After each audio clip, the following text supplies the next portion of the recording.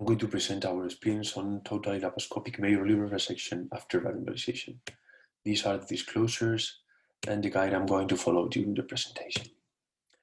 So let's go with the introduction. At the time of diagnosis, most of liver lesions, whether primary or metastatic, are considered unresectable. Only a few are truly and clearly resectable. However, unfortunately, these compartments are not cages, and patients can migrate from one category to the other according to a response to treatment. Being surgery the only potential curative treatment, our objective is to make resectable as many patients as possible. So, what do we understand by resectable disease? Since 2006, resectability is based on what remains, based on a free margin resection and an adequate feature liver remnant. So, a good planification of the surgery in combination with the use of different tools based on their specific characteristic and what the patient needs is key to achieve resectability. Radioembolization is a form of brachytherapy, and the aim of this tool is to deliver tumoricial doses of radiation to the liver tumors while sparing the non-tumoral liver by the injection into the hepatic artery of either embolization sources of radiation, such as microsphere. We used yttrium-90 microsphere particles that emit beta radiation with a short half-life and a short tissue penetration.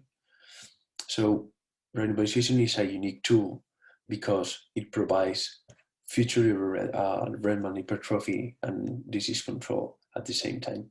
So let's go with our experience. All the patients that underwent major laparoscopic liver resection for primary and secondary liver malignancies were retrospectively analyzed from a prospectively maintained database.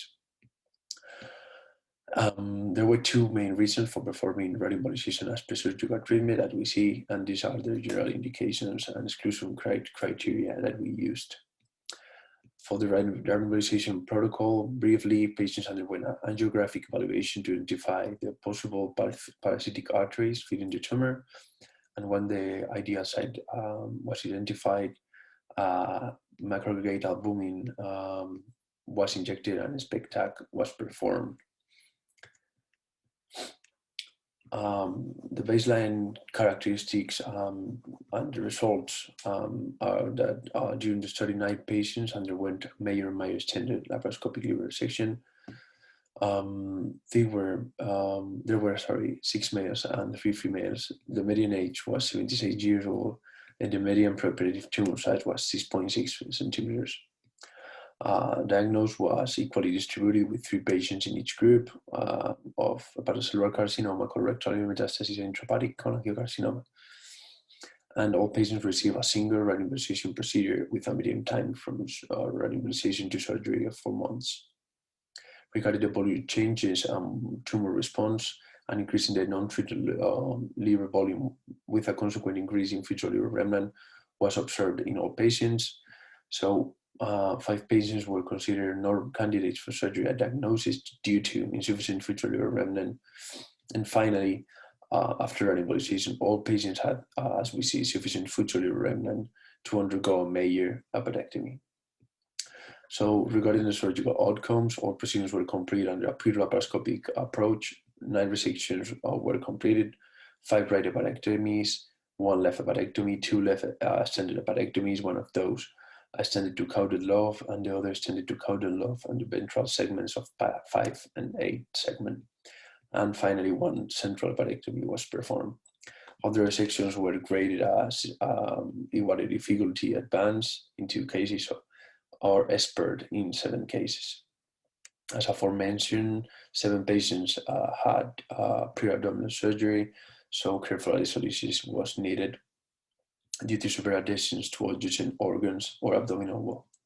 The median operative time was about 170 minutes with a median pedicle clumping of 90.5 minutes. These are some interpretive pictures. We see severe adhesions, we see the atrophy hypertrophy complex in a sane liver and a cirrhotic liver, and a final view of both of left extended appendectomies. Regarding the short-term outcomes, The median postoperative stay was 3 days, and 2 clavindino greater than 3 complications were registered. 1 jejunal perforation that was solved with suture, with exploratory laparoscopy and primary suture, and aviloma that was treated with IV antibiotics and ultrasound guided drainage. No 90 days mortality was registered, and free margin resection was performed in 8 patients, what correspond to approximately 90% of the patients. Regarding the long-term outcomes, with a median follow-up of 44 months, 3 patients presented tumor recurrence. 2 recurrences were extrahepatic, 1 in the abdominal wall and the other in the peritoneal, and the remaining was a liver, ovarian, and peritoneal recurrence. Median time to recurrence was 18 months, 24 months and 31 months respectively, and the 1, 3, and 5 year free survival rates was 160% and 60% respectively.